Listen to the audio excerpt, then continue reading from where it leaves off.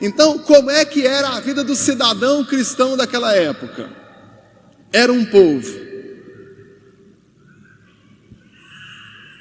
explorado nos feudos pelo senhor feudal, explorado pela igreja, sofria violência na cidade de todos os tipos, sofria peste, doença para todos os lados e uma baixa expectativa de vida. A expectativa de vida era entre 25 e 30 anos. Um cidadão da Idade Média vivia, quem vivia até os 35, como eu tenho hoje, já estava ancião, né? Ancião, que é essa baixa expectativa de vida. Dentro da igreja, já foi falado na sexta-feira, mas dentro da igreja começou o comércio de indulgências, a venda do perdão dos pecados. Eu pequei demais, eu falo para o meu pastor presidente: olha, eu cometi um pecado tal e tal, quanto que é o perdão? Aí ele vai e fala: R$100, eu vou e dou R$100 para ele, estou perdoado. Não, eu vou te dar 10 mil, pastor, pelo pecado que eu cometi, R$100 não dá não, vou te dar 10 mil. Aí eu tenho a venda de perdão dos pecados que eu já cometi, passou a se vender perdão dos pecados que eu vou cometer, já era uma indulgência pré-paga, né? Era um pecado pré-pago, eu pagava antes. E eu tinha aí comprar pecado de familiares, né? Eu sei que eu tenho um primo meio mala ali, que ele peca muito, eu já compro o perdão dele também. Depois eu passei a comprar o perdão de quem já morreu. Quem já morreu podia comprar também. O Martinho Lutero comprou lá em Roma o perdão do pecado do pai dele que tinha morrido já. Aí depois da reforma ele escreve que ele tinha que ter voltado lá e comprado da tia, mas ele não tinha dinheiro, então a tia ia padecer um pouco mais no purgatório. Ele reclama isso, tá? Existia também o pecado da simonia, que era a venda de tesouros, né? Venda de relíquias, de objetos sagrados. Hoje nós não vendemos objeto sagrado, né? Hoje não vende água ungida, não vende arca da aliança, não vende nada disso. Mas naquela época vendia, tá? O Martinho Lutero disse que se fosse juntar todos os pregos da cruz, daria para ferrar todos os cavalos da Alemanha, se juntasse tudo. Na igreja que o Lutero era padre, lá tinha, eu vou ler para os irmãos, tinha 35 pedaços da cruz de Cristo, um frasco de leite da Virgem Maria e uma lasca da vara de Moisés, lá em Wittenberg, lá onde ele pregou as teses, né, na igreja do Castelo. Na capela da Colônia, em Liedenberg, também na Alemanha, tinha restos mortais dos 3 magos. Aqueles que foram ver Jesus quando nasceu, estava enterrado lá, os 3 magos, né?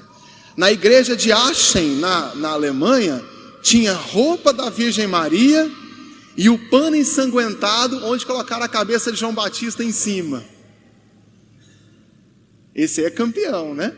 Eu sempre fiquei curioso para saber como é que eles pegaram um frasco de leite da Virgem. Isso eu queria saber. Porque Jesus começa o ministério dele com 30 anos, né? Quando eu tinha 30 anos, minha mãe não tinha leite mais, né? O meu irmão mais novo tem 24, também não...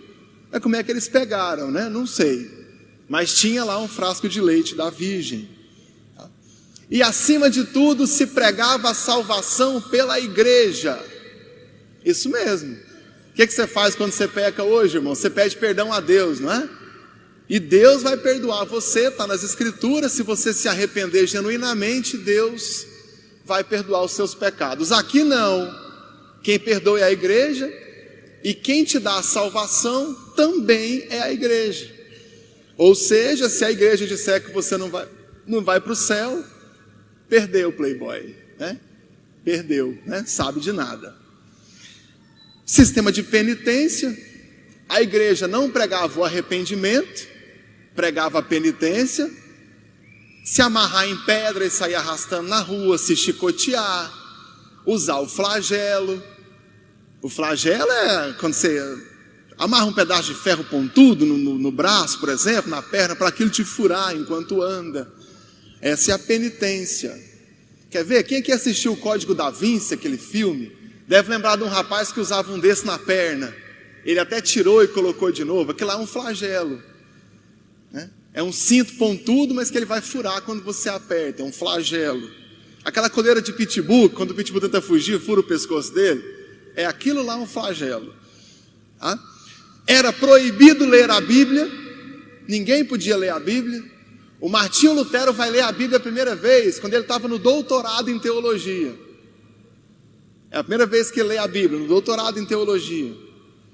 Tá? E a venda, eu esqueci de um detalhe, a venda de indulgências, o principal era o Tetzel, né, o Johann Tetzel, e ele tinha uma musiquinha que eu gosto demais. É mais ou menos assim, ó: a cada moeda que na alma do padre, a cada moeda que na bolsa do padre tilintar, uma alma do purgatório vai saltar. Essa musiquinha é bem lucrativa, né? Em latim rima melhor, mas em português a melhor tradução para rimar é essa: a cada moeda que na bolsa do padre tilintar, uma alma do purgatório vai saltar. Só que aí eu passo a ter reações dentro da igreja. Para mim, a reforma tem um pontapé no século XII. Um abade, né, um líder de mosteiro chamado Bernardo de Claraval. Ele diz uma frase que para mim é uma base teológica. Ele vai dizer o seguinte: não devemos nos calar diante os erros da igreja. É melhor criar um escândalo do que abandonar a verdade. Quando o ano passado, e nós estávamos insistindo, os irmãos não sabem, eu vou confessar aqui, muito antes da comemoração dos 500 anos, nós começamos a testar a paciência do bispo Oídes, para que esse ano fosse o ano da reforma, né? Nós pedindo, né? Se humilhando para ele: pastor, aos 500 anos, não podemos deixar passar em branco, né? Fala com a convenção, por favor, né? E acabou que a convenção viu que era uma boa proposta. Eu não vou dizer que foi o pastor Enoque e eu, mas nós pelo menos também falamos, né?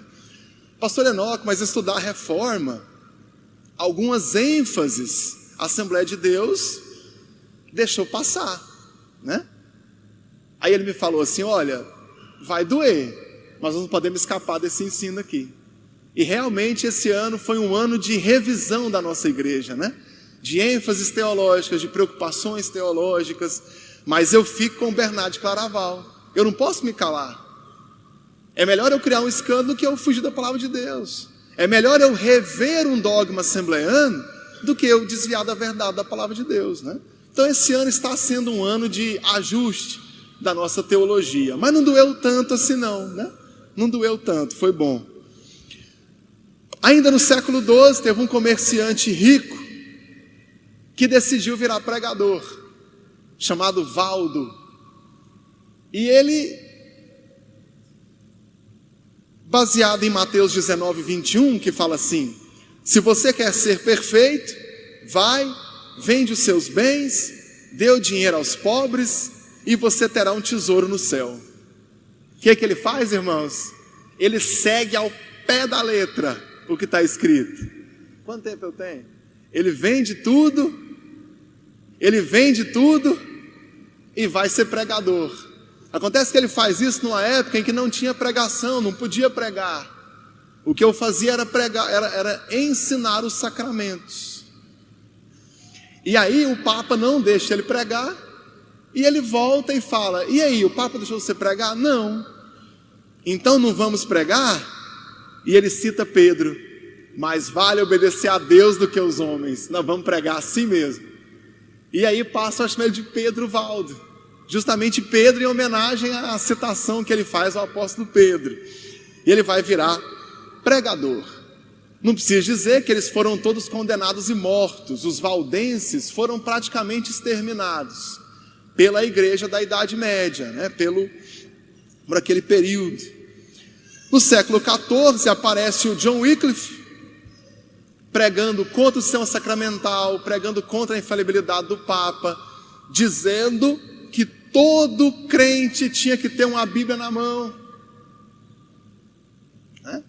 Quando a Bíblia foi traduzida para o latim no século V, ela foi traduzida para o latim porque o latim era a língua do povo.